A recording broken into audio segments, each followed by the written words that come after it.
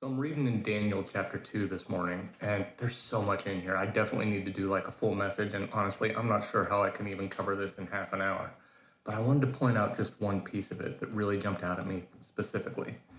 And to give you a real quick synopsis, it's King Nebuchadnezzar has a dream and calls in all his wise men and magicians and stuff, and doesn't just want an interpretation. They're saying, "Tell us a dream and we'll interpret it for you." And he goes, "No, no, no.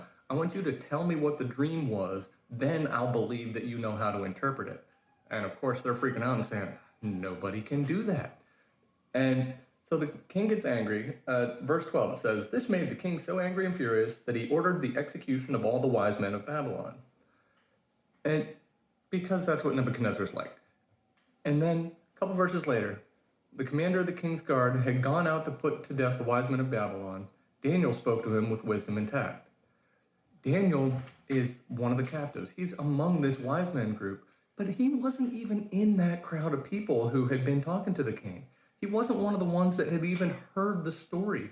He wasn't any part of the stuff that caused this decree to come out to execute all the wise men. And yet, he's one of the ones who's about to get executed. This is so incredibly unfair. Let's acknowledge that. But it's also, as the story plays out, what ends up happening is Daniel is the one who interprets the dream because God reveals it to him, and he saves the lives of all the wise men.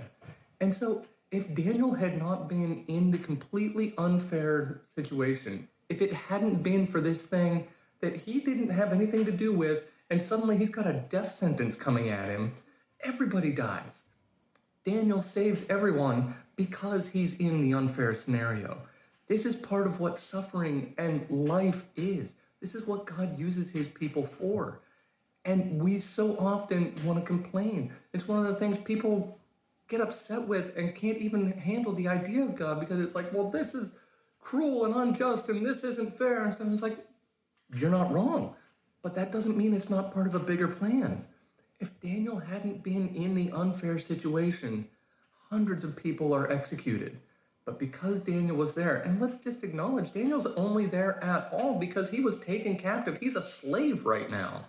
But he's only there because of such an unfair situation, but he saves so many lives because he's in that situation.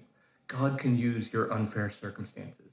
He can use the things that you don't like, that you didn't bring on yourself, that there's no seeming explanation for. He can and will use that if we will let him, like Daniel did. Turn to him, let him use the terrible situation for something good. He has a plan. Trust the plan.